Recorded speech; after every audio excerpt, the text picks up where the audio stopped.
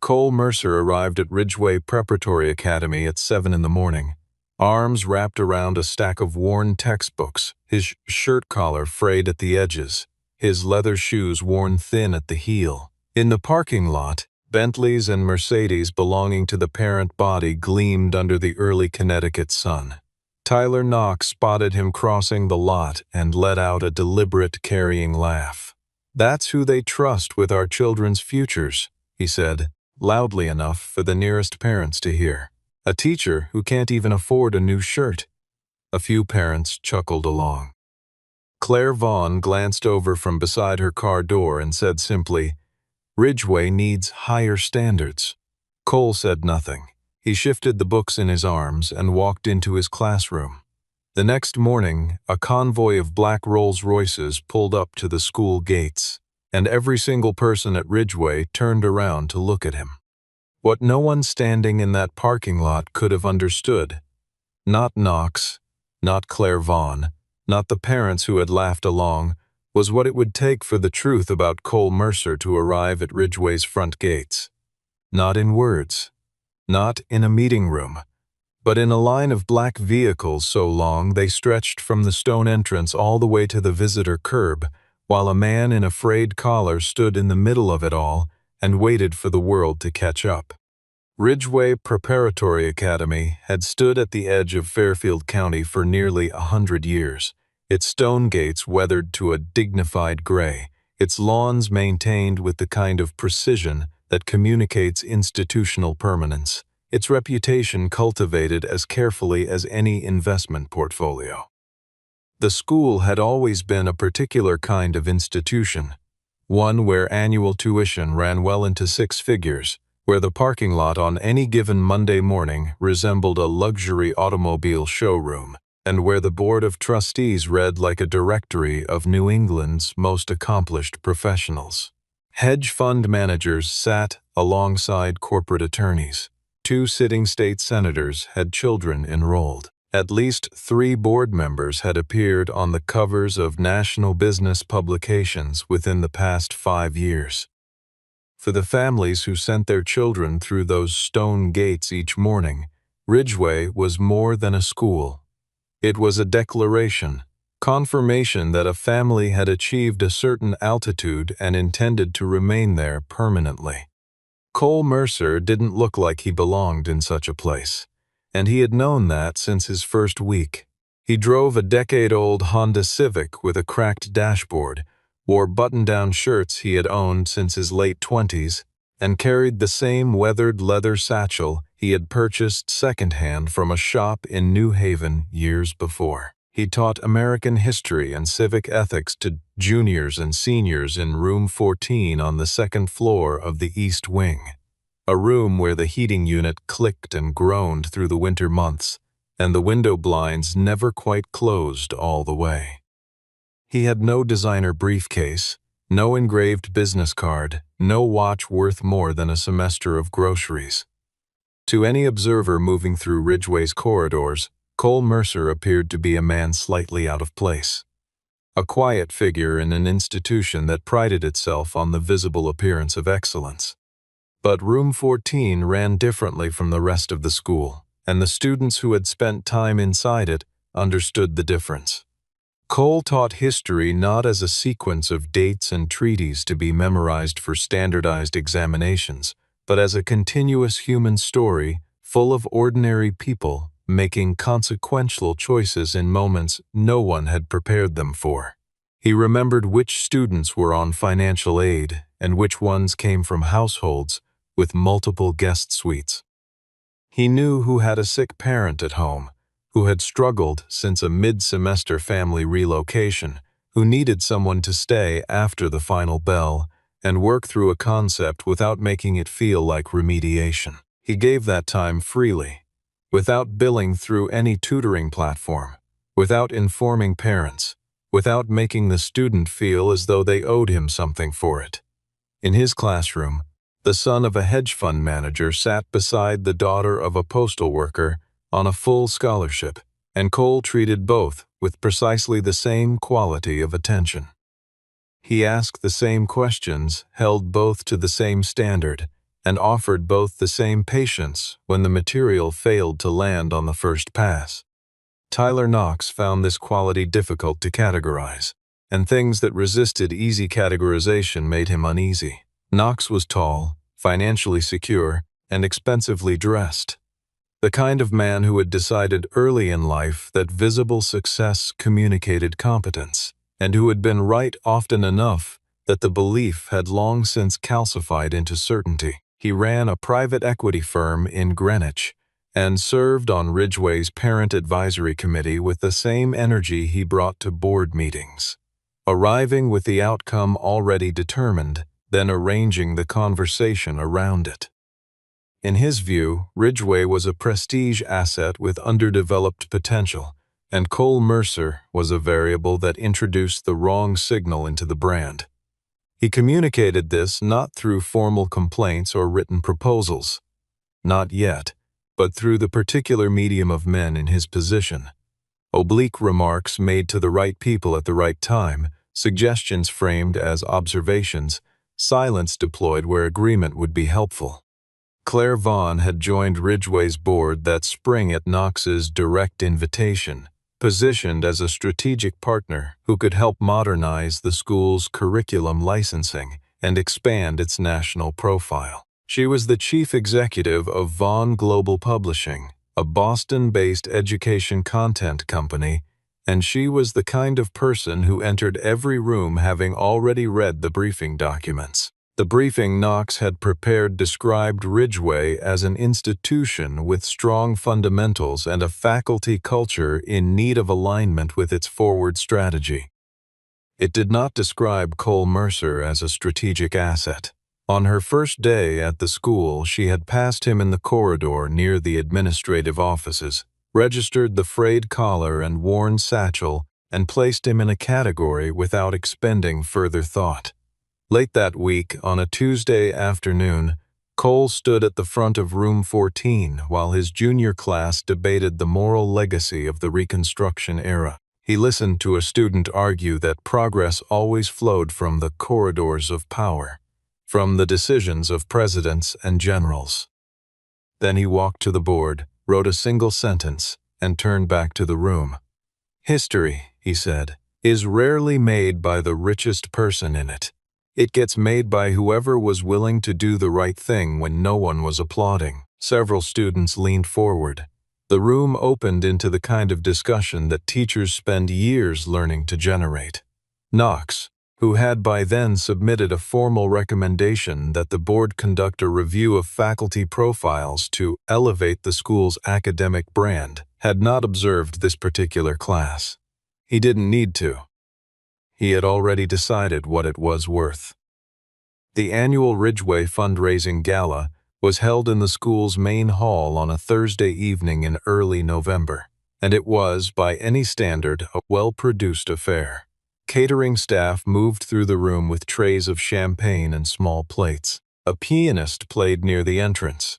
The projection screens flanking the stage displayed graphics about endowment goals and capital expansion timelines. The guest list included technology executives, real estate developers, private equity professionals, and a former ambassador whose daughter was enrolled in the 8th grade. Ridgway's development office had spent 3 weeks preparing the room, and the effort showed in every surface and every arrangement. The evening's message was legible at a glance. Giving to this institution was the correct and sophisticated thing to do. Cole arrived directly from his last class of the day, having had no time to change. There was chalk dust on his jacket sleeve, and his collar was the same one he had worn since morning. He moved through the cocktail crowd without drawing conversation, accepted a glass of water from a passing server, and found his position near the side of the stage. Around him, men and women in dark suits discussed market performance and summer properties. No one moved toward Cole with the kind of social overture the event was designed to encourage. In the geography of that room, he was invisible, which was, for those who had arranged such rooms with care, entirely the intended result. Knox had organized the evening's program, and when the time came to introduce Cole, He did so with the precise calibration of a man who understands exactly where to position a blade. "Mr. Cole Mercer," he said from the podium, with a smile calculated to read as warmth from a distance. "Our history teacher." The faculty voice of the scholarship program, always reminding us not to forget the students who need a little extra help. There was polite applause. Near the back of the room, a quiet laugh moved through a cluster of parents who had been drinking since 6. Cole stepped to the podium, thanked the room, and spoke plainly. He offered data instead of sentiment. 10 years of enrollment figures, academic performance comparisons between scholarship recipients and non-scholarship students, graduate trajectories tracked through college completion and career placement across multiple cohorts. He argued that the scholarship program wasn't a charitable footnote to Ridgway's mission but its moral center. A school that taught children about democracy and civic responsibility while systematically excluding children from lower-income families from its doors was teaching something it hadn't intended to teach. Knox moved back to the microphone before the applause fully settled and delivered the kind of response that sounds measured from a podium and reads differently under close examination. "We're a private school," he said, "not a social services agency. Every serious institution has to balance its aspirations against its financial obligations." Parts of the room nodded. Claire Vaughn, seated at a table near the front, said that any serious institution had to take sustainability seriously, which was accurate in the general sense and unhelpful in the specific one. Knox allowed the room to settle with his momentum, then added, more lightly, as though the thought had only just occurred to him. "Besides, it's easy to talk about scholarships when someone else is writing the tuition checks." There was laughter. Uncomfortable, real laughter. Cole let it run for a moment. Then, without stepping back to the microphone, without raising his voice, he said, "It's also easy to talk about educational values when other people have to live with the consequences of our decisions." The laughter stopped. Claire looked at him with an expression she couldn't immediately name. Knox recovered smoothly, thanked Cole for his remarks, and moved the program forward. The pianist resumed. The champagne trays reappeared. But the room didn't entirely settle, and several parents who had laughed a few moments earlier found the insides of their glasses suddenly requiring close attention. After the event wound down, Knox pulled 3 members of the parent committee aside near the coat check and spoke quietly for several minutes. By 9 the following morning, an email had landed in the inboxes of Ridgway's full board of trustees, drafted by Knox, recommending that the board convene a special session to evaluate faculty contracts in light of the school's upcoming strategic repositioning. The email contained no specific names. Everyone who paid attention to such things understood exactly what was on the table. Cole drove home that night through the back roads connecting Ridgway's campus to the modest neighborhood of cedar-sided houses where he and Nolan lived. The house was small by comparison to the zip code where he worked. 2 bedrooms, a kitchen that opened onto a narrow backyard, shelves covering nearly every interior wall from floor to ceiling and packed with books arranged in a system only Cole fully understood. There were framed photographs on the desk near the window. Paige at a school carnival. Paige holding a newborn Nolan with her eyes closed and her face soft with exhaustion and relief. Paige and Cole standing outside a rural Georgia schoolhouse with paintbrushes in their hands and red clay dust on their boots. Nolan was 16 now, quiet and careful in the way of young people who grow up close to grief, and when Cole came through the door that evening, the boy looked up from his homework with an expression that held a question he hadn't yet decided to say out loud. Cole made dinner the simple way, pasta and olive oil, and the last of the vegetables in the refrigerator, and they sat together at the kitchen table the way they always did, without phones, without the television running in the adjacent room. Nolan waited until they had been eating for several minutes before he asked quietly, Was it rough tonight? Cole considered the question. Some people see what they expect to see, he said. They weren't wrong about the shirt. Nolan didn't smile immediately. Then he said, they can only make you small if you let them measure you. Cole looked at his sons across the table and felt, as he had felt many times before, the particular quality of recognition that came from hearing Paige's thinking inside someone else's voice. Cole had not always lived this quietly. There had been a period when he and Paige had been loud together, teaching in underfunded public schools across the rural South and the Midwest, organizing curriculum nights in community centers with folding chairs and donated coffee, writing grant applications at kitchen tables past midnight. Paige had taught English literature with the same deliberate commitment Cole brought to history, and together they had spent nearly a decade in classrooms where the ceiling tiles were water-stained, and the textbooks were a decade behind the current edition.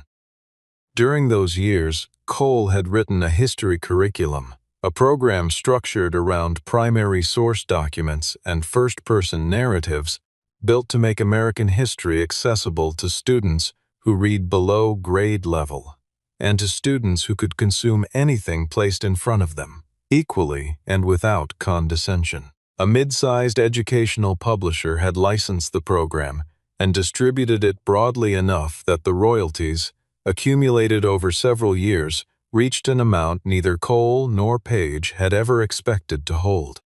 Paige was the one who said the money wasn't theirs to spend on themselves. They had been sitting on the back steps of a rented house in Alabama when she said it, and Cole had not argued. They established the legal structure for what would become the Mercer Learning Foundation, a nonprofit endowment built to fund school libraries in districts that couldn't afford them, finance scholarships at schools unable to fill their own funds, support teacher training in underserved communities, and equip rural classrooms with the technology that children in better-funded districts took entirely for granted. The foundation started modestly, then grew steadily as the curriculum continued to generate revenue, and Cole made disciplined decisions about where the capital went. By the time Paige was diagnosed, and the diagnosis moved faster than anyone had been prepared for, the foundation was operating across 43 states, had funded more than 200 library builds, and had helped thousands of students reach colleges they could not otherwise have afforded. After she was gone, Cole stayed with the foundation because it was the last large project they had built together, and he stayed in teaching because Paige would have wanted him to, and because a man who ran a grant-making institution but had stopped standing in front of actual students had, in Cole's firm and private view, lost contact with something essential and irreplaceable. He kept his identity as the foundation's chairman out of public record by design. He had watched too many well-intentioned philanthropic programs become narratives about the philanthropists rather than the communities they served. His executive director handled the public-facing work. A small number of people in the national nonprofit community knew that the foundation's founder was a high school history teacher in Connecticut. No one at Ridgeway did. Naomi Park called at 10:30 that night. She taught AP Government in the classroom next to Cole's and had served on the academic steering committee long enough to recognize the particular pattern of what Knox was executing. Her voice was tight. "He's moving fast," she said. "He's already emailing board members. He's pushing for a vote on the scholarship fund in tomorrow morning's session." Cole listened without interrupting. When she finished, he told her he understood. There was a long pause on the line. "I don't know what you can do," Naomi said quietly. "But I know you shouldn't be treated this way." Cole thanked her. After the call ended, he sat at the kitchen table for several minutes with his hands flat on the wood. Then he opened his laptop and composed a brief message to the board of the Mercer Learning Foundation. The subject line was blank. The body of the email contained 3 words. "It's time." Tyler Knox presented his vision for Ridgway's future to the board the following morning, and he presented it with the confidence of a man who had already counted the votes. He called the initiative the Ridgway Prestige Transformation, a comprehensive strategy to reposition the school as the premier secondary institution in the Northeast, designed to attract a different caliber of enrolled family and a different quality of national attention. The plan called for raising tuition by 30% over 3 years, reducing scholarship seats from 42 to 12, recruiting replacement faculty from Ivy League graduate programs who could be featured prominently in the school's marketing materials, constructing a 40,000-square-foot athletic and wellness complex, and eliminating what the proposal termed financially unproductive programming. The scholarship fund was listed under that heading. Its endowment, Knox noted in a footnote, could be redirected toward capital improvements. Cole sat at the far end of the table and listened to every word. When Knox finished, Cole asked to respond. He acknowledged that the school had legitimate financial considerations to manage. He then noted that scholarship program participants had, as a cohort, outperformed the school average on every academic metric Ridgway tracked over the past 8 years, and that the alumni list from that program included practicing physicians, working engineers, high school teachers, a federal public defender, and 2 individuals currently serving in elected office. Knox replied that brand perception was a more complex metric than the ones Cole was citing. Naomi placed a folder of supporting data on the table. Knox moved it to one side without opening it. The conversation that followed was precise and controlled on the surface and deeply hostile underneath, the way important conversations in expensive rooms frequently are. Claire Vaughn sat midway down the table, watching the exchange with an expression that had shifted slightly from where it had been the previous day. Knox was polished, structured, and entirely sure of himself. Cole was calm, factual, and unhurried in a way that was difficult to dismiss. She had been in rooms like this one many times in her career, and the person who was genuinely calm in a room under pressure was generally calm for a specific reason. She began, quietly and without yet naming it, to wonder what she was missing. After the formal session broke for a brief recess, Knox found Cole in the hallway near the faculty mailboxes and spoke to him directly for the first time without an audience present. "This isn't personal," he said. Cole looked at him for a moment. "I know," Cole said. "That's what makes it difficult to take seriously." Knox informed him, levelly and without apparent regret, that the board would almost certainly vote in favor of the Prestige Initiative by end of day, and that given Cole's public opposition, the administration would need to evaluate whether his continued role at Ridgway aligned with the school's forward direction. It was a professional termination notice delivered in the language of managed transition. Cole heard it, didn't flinch, and said, "If removing me is what preserves this school's image, then the image was already gone." He collected his mail from the box and walked upstairs to prepare for his morning class. Naomi intercepted him near the stairwell. She had received a forwarded email, a message Knox had sent to his private parent group weeks earlier, which had circulated further than intended. In the message, Knox referred to scholarship students as brand dilution. He described teachers in the lower salary bands as replaceable labor.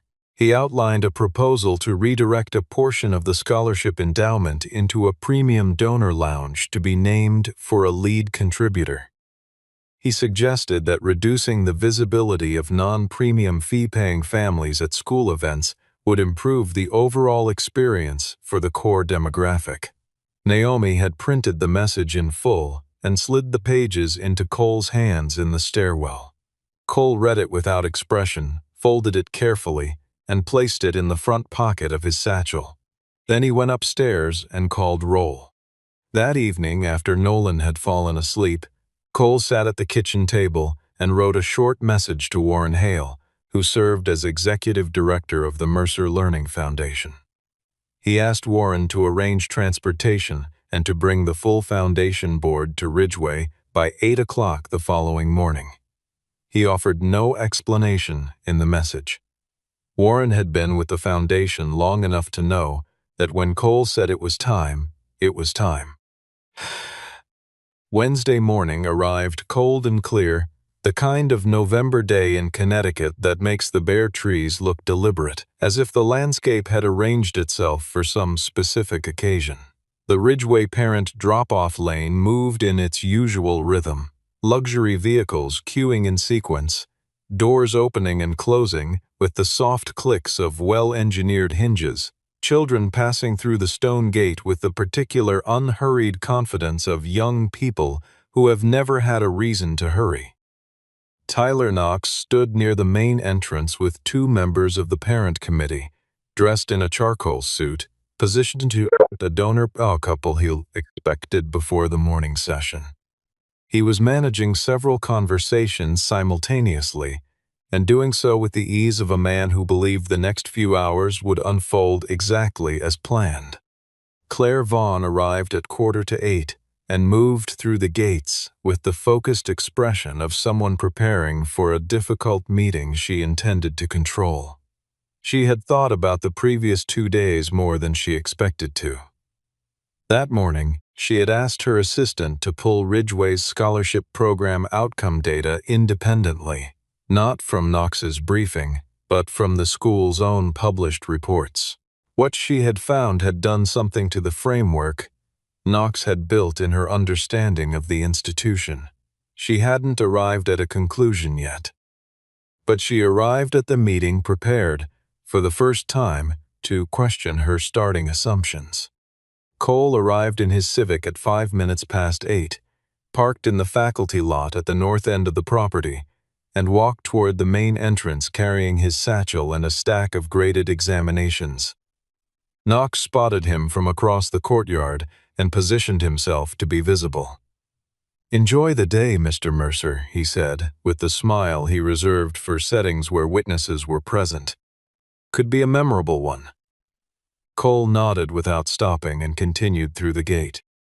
He had covered perhaps 40 feet of the main walkway when the sound arrived, a low, sustained hum that belonged to none of the usual acoustic register of a school morning. Not the sharpness of a delivery truck, not the mid-range frequency of a standard sedan. A deeper sound, the resonance of very heavy machinery moving very quietly, with the self-possession of things that don't need to announce themselves. Every person standing within viewing range of the front gate heard it before they identified its source. The first Rolls-Royce Phantom turned from the main road into Ridgeway's entrance lane at precisely 8:12. It was black, not the ordinary black of a rental car or a standard executive vehicle, but the particular, considered black of a machine whose finish had been specified by someone with strong opinions on the subject. It was followed by a second Phantom, then a Cullinan, then a Ghost, then two additional vehicles whose makes were difficult to identify at distance, but whose combined presence produced an immediate effect on every conversation happening within view of the front gate. The convoy moved at the measured pace of a formal procession, each vehicle maintaining precise spacing from the one ahead until the column occupied the full length of Ridgeway's visitor entrance lane and came to rest. Brooke Ellison, Ridgeway's Director of Communications, came out of the administrative building at a near run, her phone in her hand, trying to determine whether she had missed an invitation. She had not been copied on anything. The drivers descended in sequence, moved to rear doors, and opened them in coordinated motion. From the lead Phantom stepped Warren Hale, trim, silver-haired, in a dark overcoat, followed by 5 individuals who carried the composed, unhurried authority of people accustomed to making large decisions in quiet rooms. Knox moved toward them immediately, hand already extended, expression adjusting to the register of gracious welcome. He reached Warren before Warren had fully cleared the vehicle. "Welcome to Ridgeway," Knox said. "I'm Tyler Knox, chair of the Parent Advisory Committee. Are you here for the..." Warren looked at him pleasantly, said, "Excuse me," moved around him without pausing, and walked directly toward Cole Mercer, who had stopped in the middle of the main walkway with his satchel at his side and was watching the column of vehicles with an expression that was quiet and unreadable. Warren stopped in front of him, extended his hand, and said, "Chairman Mercer, the board is ready." Cole took a slow breath. He had known this moment would come, and he had spent a long time hoping it wouldn't be necessary. But some truths had to be made visible before they could do their work. He straightened, shook Warren's hand, and turned toward the school. Knox stood 12 feet behind them, his arm still partially extended, his expression undergoing a process that had not yet completed itself. Claire Vaughn, standing near the administrative building entrance, heard the two words Warren had spoken.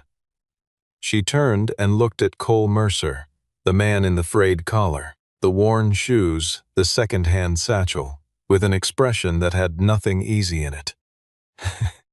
They convened in the school's main hall, which Brooke had spent 20 minutes reconfiguring. The Foundation's board members took seats along one side of the room. Ridgeway's full board of trustees, several members of the administration, and a handful of faculty, including Naomi, occupied the other side. Knox sat at the trustee table with his jacket buttoned and his expression arranged into something designed to resemble patience. The room was the same room where the gala had taken place 3 days earlier, but its temperature was entirely different. Warren Hale stood and introduced himself as executive director of the Mercer Learning Foundation. He then introduced Cole Mercer as the foundation's founder and chairman. What he described next landed on the room with a weight that polite professional settings rarely accommodate. The foundation had completed more than 300 school library builds across 37 states. More than 4,000 scholarship recipients were currently enrolled in colleges and universities across the country. Teacher training programs funded by the foundation had reached over 12,000 educators in underfunded districts. A technology endowment had placed computer equipment in more than 800 rural classrooms over the past 14 years. The capital funding all of this had originated with a history curriculum Cole had written while teaching at a public school in rural Georgia, a program licensed to a publisher and distributed widely enough that its royalties, over time, became the seed capital for an institution that now operated nationally. The foundation's chairman had chosen, from the beginning, to remain anonymous in public communications. He had not sought recognition. He had sought outcomes. Those two things, Warren noted, were not always compatible with each other, which was why the foundation's founder had chosen the one that mattered more. Knox's expression had been moving through a sequence of stages since Warren began speaking. By the time Warren finished, Knox had arrived at something that functioned as composure without quite being it. He leaned forward and said, with careful brightness, "Cole, why didn't you tell us sooner? We could have been working together this whole time." Cole looked at him across the table without hurry. "2 days ago, you were recommending that the school terminate a teacher you considered underperforming," he said. "Today, you want to collaborate with a chairman. I'd like to understand which of those two people you're actually interested in." Knox opened his mouth. The sentence he intended to say didn't arrive. The silence that followed his first syllable ran until he let it go. Claire Vaughn had been quiet through the presentation. She processed information before she spoke, and the information she had just received was demanding more processing than she was accustomed to needing. Vaughn Global Publishing had, on 3 separate occasions over the past 6 years, attempted to establish a formal partnership with the Mercer Learning Foundation to co-develop open-access curriculum materials for underfunded school districts. On each occasion, her team had been told that the foundation's founder preferred not to make direct contact and communicated exclusively through his executive director. She had respected that preference. she had never connected the foundation's name, which was a matter of public record, to the man who drove a decade-old Civic and taught in the classroom next to Naomi Parks. She thought, briefly but precisely, about the words she had spoken in the parking lot on Monday morning. Then she set the thought aside. There was a meeting in progress, and she was still part of the board that needed to make a decision, and Claire Vaughn was not a person who let her own discomfort interfere with what needed to be done. Warren outlined the purpose of the visit. The Mercer Learning Foundation had been evaluating Ridgeway Preparatory Academy as a potential site for a significant grant, $50 million. Structured to expand the scholarship program from 42 seats to 120 over a 4-year period, fund a comprehensive teacher development initiative benchmarked to regional living standards, and establish a formal mentoring network connecting students across all income backgrounds with professionals in a range of fields. The grant was conditional. Warren read the conditions from a single page. The school could not reduce its scholarship enrollment below its current level. Teacher compensation had to meet a minimum threshold. The school's admissions materials and public communications could not use language that positioned socioeconomic exclusivity as a selling point. The educational program had to be evaluated on demonstrated learning outcomes, not on the social profile of the families enrolled. The room absorbed this in a silence that lasted several seconds. Naomi sat very still. Brooke had placed her phone face down on the table. Knox looked at the page in Warren's hand and then looked at Cole. $50 million, he said, more to himself than to anyone present. Cole said, the amount was always secondary to the conditions. Claire looked at him directly then, without the layer of prior assessment, and something settled in her expression that had not been there before. She had spent most of her career evaluating what things were worth. The conditions are fair, she said. She meant it without qualification. The formal vote was scheduled for 10 o'clock, but by the time the full board convened, the room held more people than a standard trustee session. Cole had requested before the morning's events unfolded that the meeting be open to faculty representatives and to parents of current scholarship students. The board chair had granted the request. Knox had not been consulted on that decision and did not welcome the outcome, but the chairs along the side walls were already filled before he arrived. The presence of those additional attendees altered the room in a way that was difficult to define precisely and very easy to feel. Knox opened by repositioning himself. He had always supported educational access, he said. His previous proposals had been mischaracterized. He was deeply committed to Ridgeway's role as a community institution.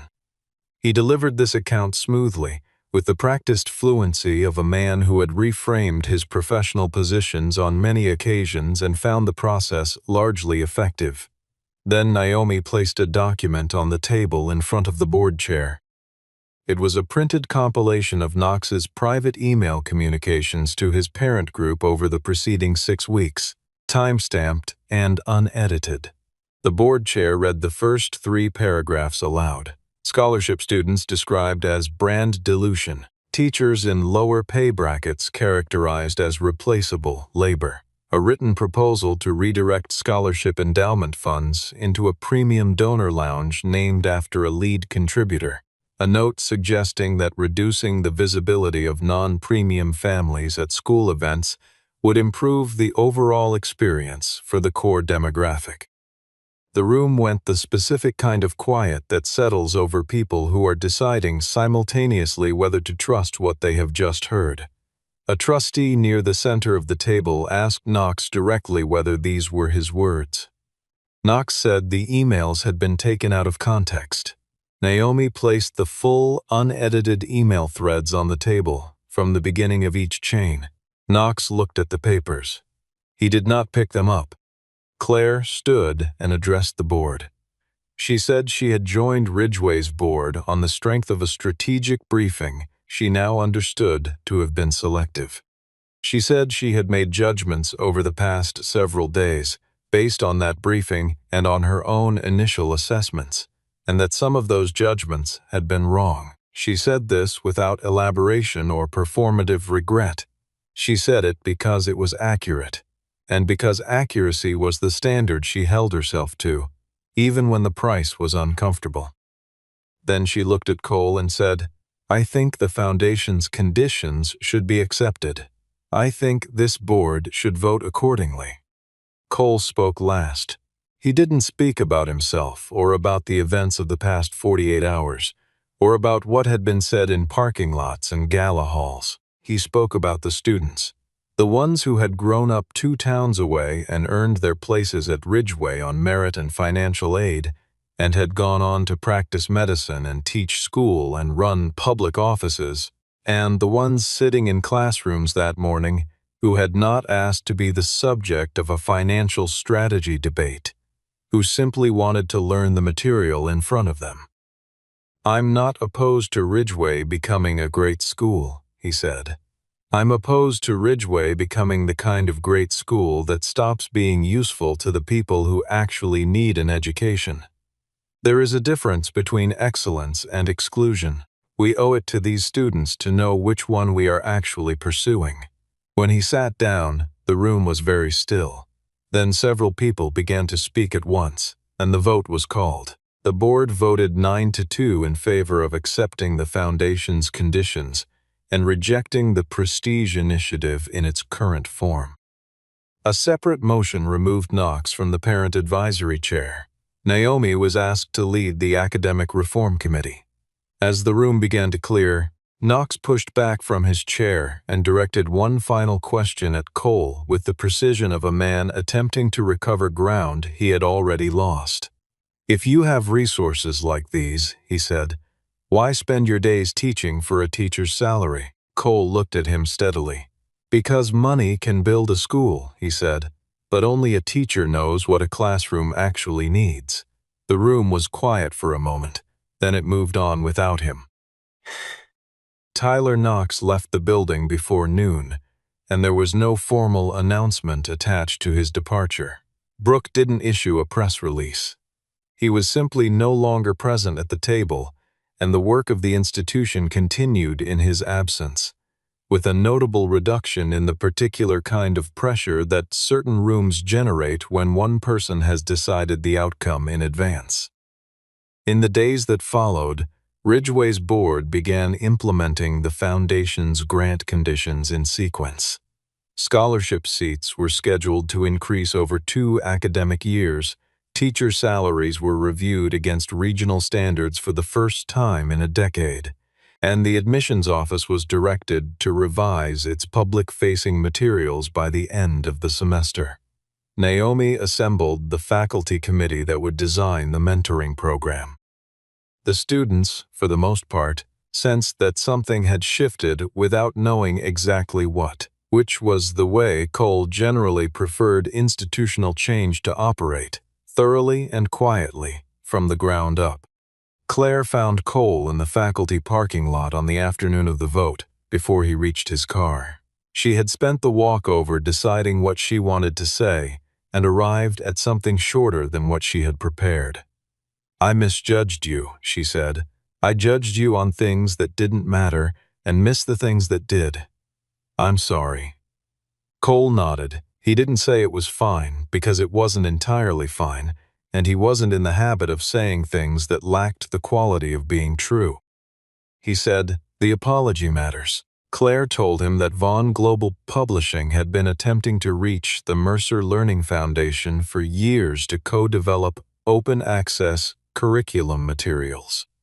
Content that could be produced at low cost and distributed to schools that couldn't afford standard commercial licensing. She asked whether Cole would be willing to discuss it formally. He said he would, on the condition that all materials would be made available to under-resourced schools at no cost or at a price a district with a constrained budget could realistically manage. Claire said that was exactly what she had in mind. They shook hands in the parking lot, and a conversation that 3 separate corporate development teams had failed to arrange over 6 years took approximately 4 minutes to begin. Brooke sent Cole a brief personal note 2 days later. Not a formal communication, just a few sentences from her own account. She said she had spent too long focusing on what the school appeared to be rather than what it actually was. She said she understood now that those two things were not the same. Cole wrote back with a single line thanking her for saying so. Naomi, whose name would appear on the new academic reform program going forward, stopped by room 14 the following morning before first period. She stood in the doorway for a moment. "I never knew," she said. Cole shrugged slightly. "It worked better that way," he told her, "for the foundation and for the classroom." She nodded, and they both went to work. The Foundation's board completed their work with Ridgeway's administration by the end of the week and departed for their respective offices. The convoy of Rolls-Royces, which had remained in the visitor lane through the morning of the vote at Warren's standing instruction, a decision Cole had neither requested nor objected to, departed on a Thursday afternoon in the same quiet, measured way they had arrived. One by one, the black vehicles moved through Ridgeway's stone gates and turned onto the main road, and the sound of their engines faded until the lot returned to its ordinary school day register. Cole watched them go from the doorway of the East Wing. He had Nolan's birthday dinner to plan, a set of examinations to grade, and a lesson to prepare for Friday's class on the civil rights movement.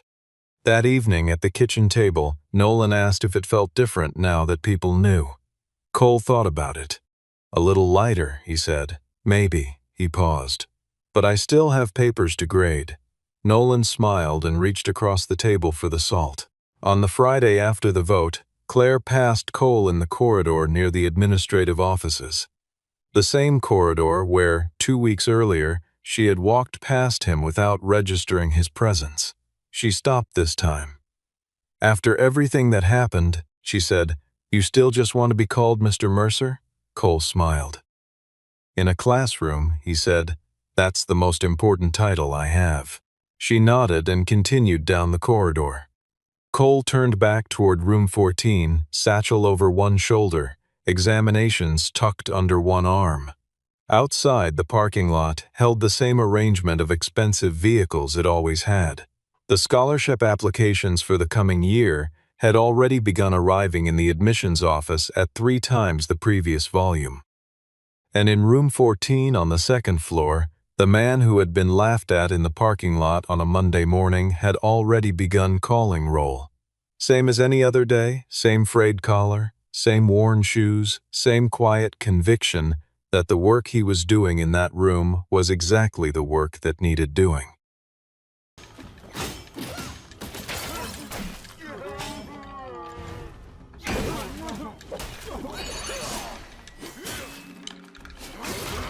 Oh shoot.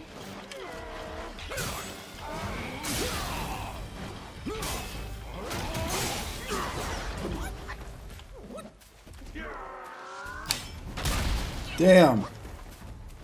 Almost half.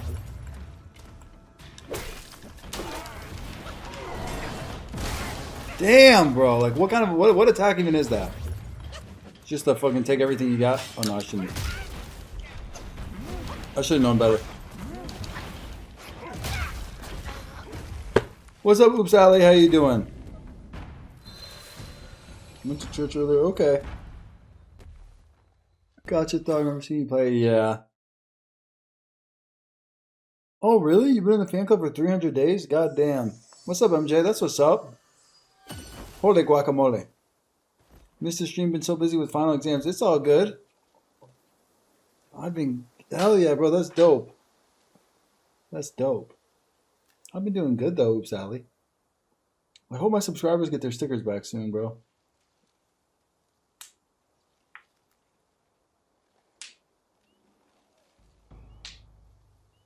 Damn, man. I love those stickers.